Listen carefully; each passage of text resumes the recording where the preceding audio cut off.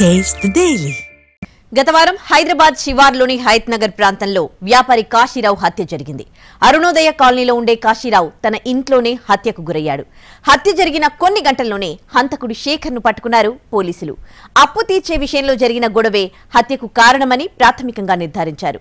అయితే కేసులో దర్యాప్తు జరుపుతున్న కొద్దీ సంచలన విషయాలు బయటకొచ్చాయి. ఇందుకీ కాశీరావు హత్యకు అసలు కారణమేంటి చూద్దాం. ఈ ఫోటోలో కనిపిస్తున్న వ్యక్తి కాశీరావు హయత్ నగర్ పోలీస్ స్టేషన్ పరిధిలోని భాగ్యలత అరుణోదయ కాలనీలో నివాసముంటున్నాడు. 20 ఏళ్ల క్రితమే హైదరాబాద్కు వచ్చిన కాశీరావు అనేక రకాల వ్యాపారాలు చేసేవాడు. రియల్టర్గా, ఫాస్ట్ ఫుడ్ సెంటర్ యజమానిగా ఆ ఏరియాలో చాలా మందికి పరిచయం. సొంత క్యాబ్లకు డ్రైవర్లను పెట్టి నడిపించడం చేసేవాడు. కార్లు అమ్మడం, కొనడం కూడా చేసేవాడు. అధిక వడ్డీలకు అప్పులు కూడా ఇస్తుంటాడు.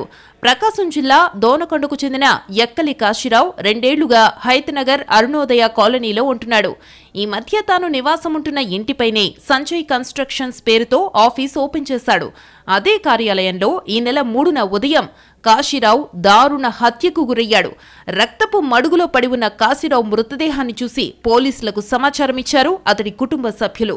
కాశీరావు హత్య కేసులో శేఖర్ అనే యువకుడిని అరెస్టు చేశారు పోలీసులు.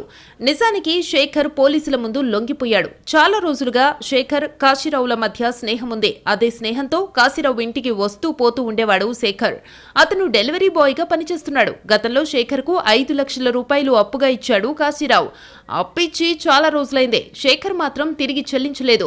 డబ్బుల విషయంలో శేఖర్, కాశీరావుల మధ్య అనేకసార్లు వాగ్వాదం జరిగింది. తన డబ్బు తనకు వడ్డీతో సహా చెల్లించాలని శేఖర్కు స్పష్టం చేశాడు కాశీరావు. ఈ ఒత్తిడి, బెదిరింపులు తట్టుకోలేకపోయిన శేఖర్ ఎలాగైనా కాశీరావు పీడ వదిలించుకోవాలి అనుకున్నాడు. 3న ఉదయం కాశీరావు ఇంటి పై అంతస్తుకు వెళ్లాడు శేఖర్. అక్కడే శేఖర్, కాశీరావుల మధ్య గొడవ జరిగింది. మాట పెరగడంతో కాశీరావును హత్య చేశాడు శేఖర్. అయితే పోలీసుల దర్యాప్తులో అనేక విషయాలు బయటపడ్డాయి. శేఖర్ ఒక్కడే కాశీరావును చంపలేదు. మొత్తం 4 కలిసి కాశీరావును హత్య చేశారు. యాదాద్రి జిల్లా అంతమ్మగూడెంకు చెందిన ఐతిరాజు శంకర్, గట్టప్పల్కు చెందిన పెద్దగాని శేఖర్, పెద్దగాని సాయి కాశీరావు ఇంటి పైవాటాలో అద్దెకుంటున్నారు. హయత్ నగర్కు చెందిన ప్రసన్న కుమార్తో కలిసి ఈ ముగ్గురు బొమ్మలగుడి వద్ద ఫాస్ట్ ఫుడ్ సెంటర్ నిర్వహిస్తున్నారు. ఈ క్రమంలో కాశీరావు వద్ద 4 కలిసి 23.30 లక్షలు అప్పు చేశారు. ఇందులో శంకర్ 5 లక్షల రూపాయలు, శేఖర్ 5.10 లక్షల రూపాయలు, సాయి 10 లక్షలు, ప్రసన్న 3.30 లక్షలు తీసుకున్నారు. కాశీరావు వసూలు చేసే వడ్డీ రేటు వింటే దిమ్మ తిరగాల్సిందే. 100కు అక్షరాల 30 రూపాయల వడ్డీ తీసుకుంటాడు కాశీరావు. దీంతో శంకర్, శేఖర్, సాయి, ప్రసన్న కుమార్లు చేసిన అప్పు కొండలా పెరిగిపోయింది.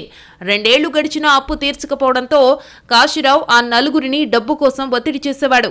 హయత్ నగర్ పాత రోడ్డులోని 22 గజాల్లో ఉన్న ప్రసన్న కుమార్కు చెందిన షట్టర్లను తన అప్పు కింద కాశీరావు స్వాధీనం చేసుకున్నాడు. ఈ నేపథ్యంలో కాశీరావును చంపేయాలని పథకంలో భాగంగా ముందుగా పెప్పర్ స్ప్రే, సర్జికల్ బ్లేడ్లు తెచ్చి గదిలో పెట్టుకున్నారు. ఈ నెల 3న కాశీరావు డబ్బుల కోసం మొదటి అంతస్తులోని యువకుల రూమ్కు వెళ్లగా అతని ముఖంపై పెప్పర్ స్ప్రే కొట్టి కాళ్లు, చేతులు పట్టుకుని సర్జికల్ బ్లేడ్తో మెడ కోసేశారు. అక్కడి నుంచి పారిపోయారు. ఆ తర్వాత కాశీరావును తానే చంపారంటూ పెద్దగాని శేఖర్ లొంగిపోయాడు. కాశీరావును హత్య చేసింది ఒక్కడు కాదని 4 కలిసి ప్లాన్ ప్రకారం ఈ ఘాతుకానికి పాల్పడ్డారని పోలీసులు దర్యాప్తులో గుర్తించారు. దాంతో ఐతిరాజు శంకర్, పెద్దగాని శేఖర్, పెద్దగాని సాయి, ప్రసన్న కుమార్లను అరెస్టు చేసి రిమాండ్కు తరలించారు.